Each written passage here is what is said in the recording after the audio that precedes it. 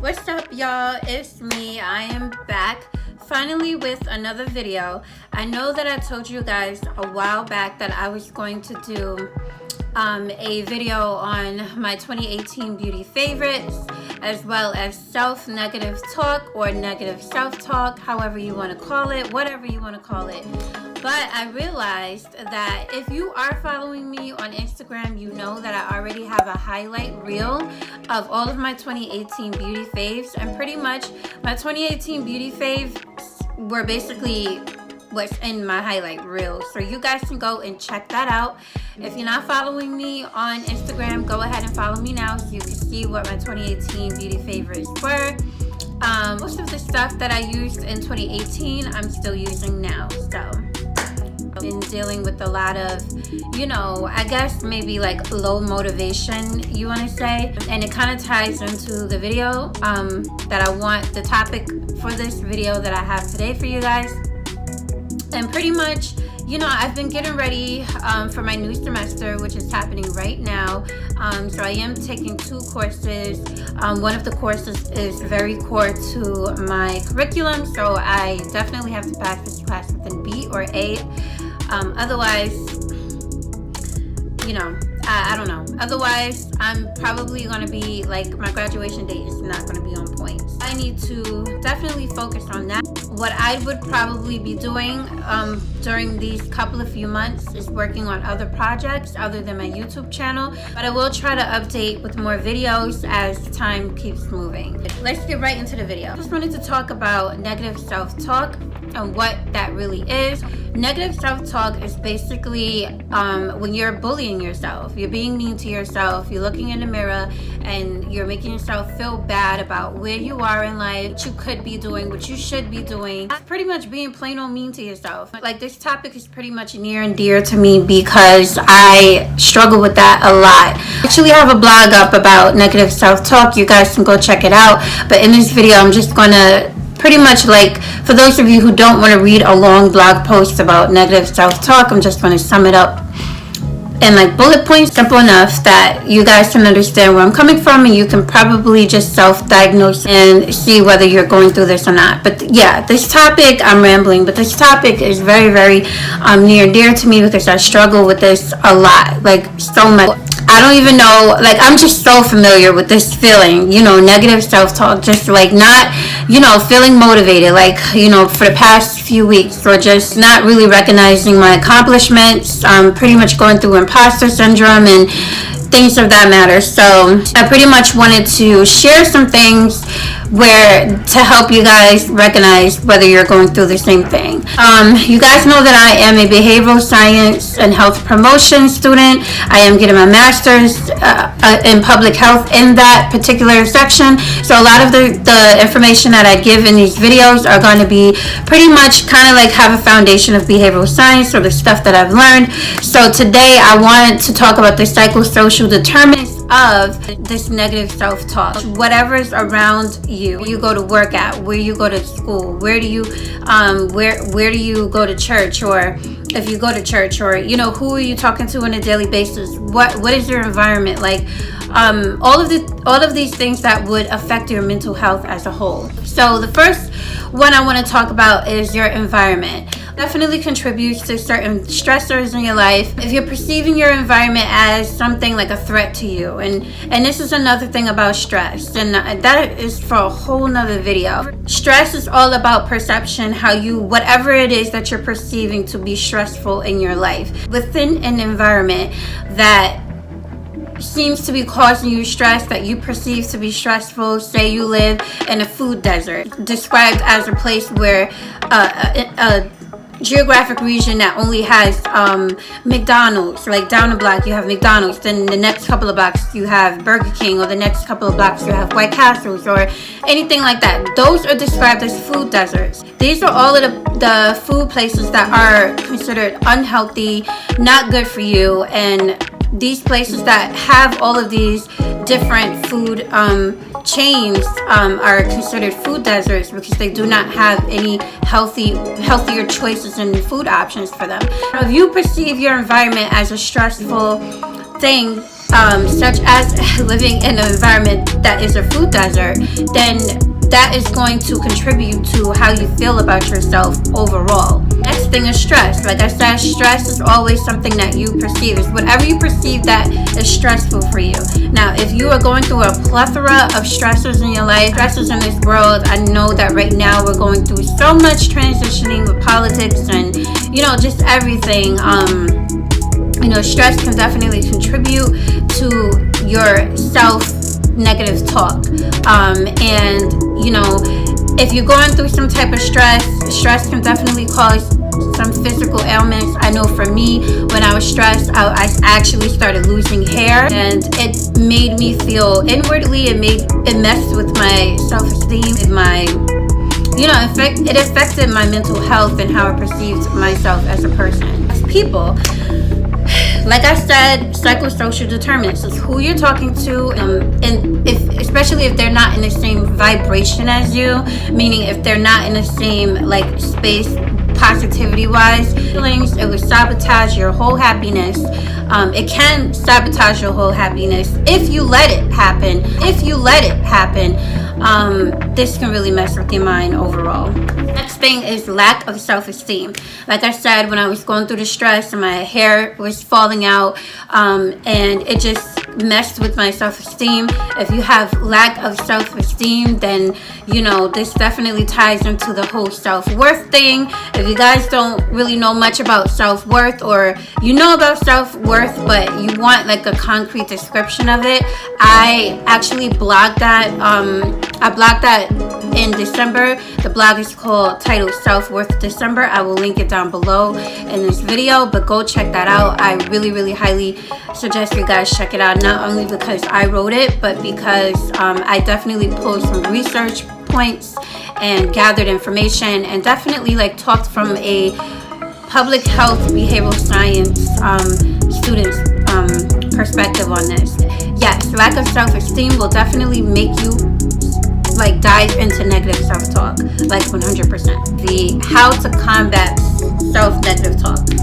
So, one of the things that I've realized personally for myself, when I noticed that I was, pretty much doubting myself all the time, bullying myself, being mean to myself, I realized that when I took the time to really be self-aware of the accomplishments that I have made so far, I'm not gonna lie, it's been a struggle. It's still a struggle for me, and this is why I'm so heavy on mental health awareness, because mental health is something that I struggle with, and I've been through my bouts of depression. I've been through my bouts of low self-worth, low self-esteem. I've been through all of that, through bullying, and I can go on and on and on and on about this, but I think that this is the reason why I'm so gun-ho on mental health awareness, because I know what it feels like, and I still struggle with that type of thing. The thing that I have noticed, I have took up a lot of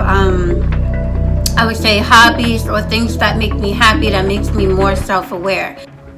Number one, self-awareness is important. Learning more and more about yourself wakes you up out of that negative self-talk spell. At the time, we're so used to our routines that we go on autopilot and we don't really even realize that we're engaging in negative self-talk. For work, you're looking at yourself in the mirror and and negative self-talk does not have to be you talking outwardly. Sometimes it could just be what you're thinking about yourself. There's been plenty of times where I looked in the mirror and I would say, you're not all that, or you're not as pretty as you think you are, or you're not doing enough, or it's that anxiety. That's something else that I deal with, anxiety. Daily we go through these routines and we don't really realize that we're engaging in it, because sometimes we have the mental thoughts, sometimes people talk out loud to themselves, and it's just, I don't know, it's just something that we're pretty much sometimes on autopilot about. So it's good to try to practice and calm down and just try to live in the moment within the exact moment that you're feeling your heartbeat, because that actually helps. It helps you to realize that you're alive, number one, that you're doing well or healthy at the moment, if you are healthy at the moment. If you're not healthy healthy at the moment, then maybe it's time to really start to become self-aware of your body to become more healthy. But you realize that you're healthier at the moment, and also that you've done a lot. You've done a lot to be alive right now. You've whatever you've accomplished in your life in the past, just that helps you to realize what you've done so far. Learning to love yourself. I know that this may be very, very hard for many of us. It would be weird for me to say that I do have self-love and I'm dealing with self-worth, but I do have self-love. I do struggle with self-worth. But this is another thing to learn how to combat the negative self-talk. If you learn to love yourself, you start to grow, and you basically start to realize how much the negative self-talk or the negative thoughts that you had about yourself was hindering you from allowing yourself to grow, to be enriched in positivity, hindering you from your well-being, like I said, health, eating healthy, engaging in more healthier behaviors, and your spirituality. Learning to love yourself is very, very important. However you plan on doing that is definitely your personal thing, but learning to love yourself is very important, guys, because if you don't love yourself, then you're never going to get rid of the negative self-talk or the negative self-talk thoughts. Learn to be nice to yourself. Now, you learn to love yourself, but now you got to learn to be nice to yourself.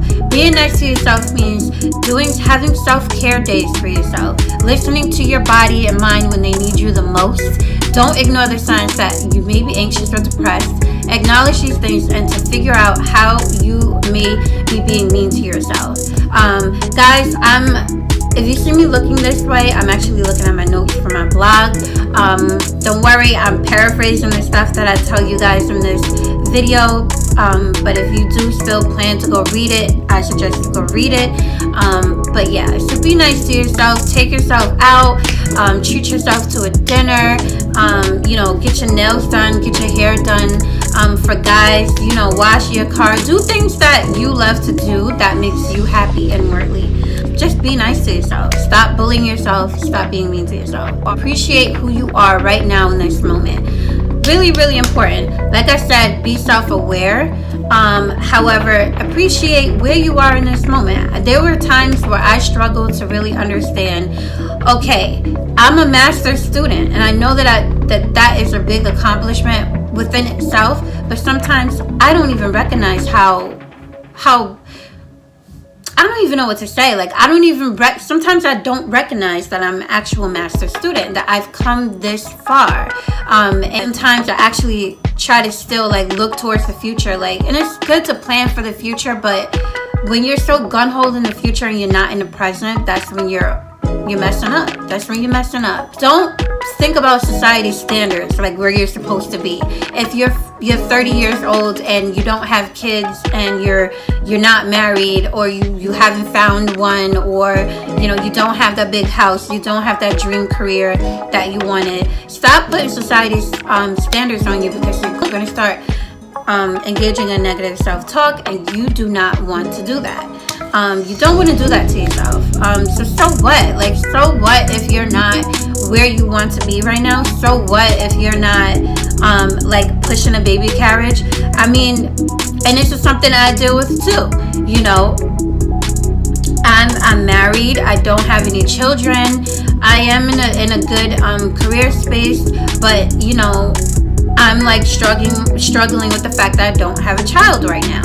That is negative self-talk. I tell myself sometimes I feel selfish because I'm in this career field and I took so long, and that's why I don't have a child right now. But that's engaging in self-negative talk. Stop letting society standards make you feel like crap, basically. Stop feeling sorry for yourself. Nobody likes a pity party. I know I don't like a pity party. I don't like talking to people who always self-pity themselves. It's okay to listen to other people's problems. It's okay for you to talk to other people about your problems. But when you're engaging in so much self-pity, this leads to so much self-hatred and negative self-talk. Examples of feeling sorry for yourself is saying things like, I will never do that thing I always wanted to do, or nobody cares about me or my problems, or nobody will ever give me the opportunities that others have, and I am not as pretty / handsome as others, therefore I don't deserve to be happy. All of this is feeling sorry for yourself. Stop feeling sorry for yourself, because at the end of the day, the only person who's going to be able to pick themselves up is you. So stop feeling sorry for yourself. Get out of that habit. Start speaking positive affirmations into your life. Start speaking positivity into your life. Start thinking positive thoughts. You will come out of the negative self-talk. Number 7, stop bullying yourself. Bullying is terrible. Bullying yourself means that you're calling yourself harsh names. Don't call yourself idiotic. Don't call yourself lazy. Don't call yourself pessimistic. Don't call yourself anything. Stop bullying yourself. Stop being harsh to yourself. Instead, replace these words with how amazing you are, telling yourself how smart you are. I actually started doing this in my emails. Like whenever I'm emailing myself something, in the message I'll put, you are amazing, with a smiley face. And one day, I'm telling you guys, one day it scared the heck out of me, because I emailed myself something and it said, you're amazing. And I was like, who's calling me amazing? But when I saw that it was for myself, it felt amazing, because I was engaging in positive self-talk and making myself feel uplifted and making myself realize and be self-aware of where I am right now in the present moment. Bullying yourself, it's enough that we all get bullied by other people, but now you're going home and you're bullying yourself in the mirror. Come on, sis. Last most important thing, and I think I'm going to do a separate video on this particular topic, but it's called learning to forgive yourself. Learn to forgive yourself. It's natural for us to feel disappointed within ourselves about certain things in our lives that we pretty much, I don't know, put on a pedestal to like finish or accomplish, or whatever. You are disappointed in yourself for making a certain mistake. Just try to learn from that mistake and move on. Sometimes mistakes aren't as terrible as you may think they are. Sometimes mistakes happen for a reason. When you're bullying yourself along with not forgiving yourself, then that's just a deadly combo, guys. You can definitely fall into a deep depression. Just learn to forgive yourself. It's natural to feel disappointed, but it's not the answer to not forgive yourself. It's healthier to look deep within yourself and figure out why you made the mistake, and learn from it and forgive yourself for it. You can also practice learning from your mistakes this way too, after you've made peace with yourself about the mistake you've made. And that's pretty much it, guys. This is all that I have for you today. I've been like steadily climbing out of this self-negative talk for a while. So you're not alone in this, and I'm not trying to lecture anyone here, but I just wanted to share some information with you guys. It is the information age, so I definitely just wanted to touch on this a little bit, because social media is definitely a problem. I noticed that when I got back on Instagram, I started the self-negative talk, because I was seeing everyone who was, like I said, my biggest thing is not having a kid right now. So I was seeing like friends who were pregnant, baby showers, things like that. And I was just pretty much looking down on myself and saying, you are a selfish woman. Are other people thinking that I'm selfish? And that comes along with the anxiety. Just thinking about how other people may view me for not having a kid at the age that I am. I'm 29, at the age that I am now, and being married. So, I would say that this video was definitely an important one to make, because we as young adults are going through a lot in this social media age. We are pretty much seeing what everybody is doing, and it may not be affecting other people, but some people it is affecting. And to be honest, I think it's affecting everyone, whether it's negative or positive. I think that has an effect on our psyche and our behavior, and it's very, very important to stay grounded. So that's it for today, guys. I have some beauty. These are like 3 beauty favorites that I just bought so far for the new year, and I wanted to show you guys what I got so far. I got 2 of them on my lips right now. It's actually 3 lip glosses from ColourPop. So I got the Shayla times ColourPop one and Neat Freak. And the packaging looks like this. It's really, really pretty.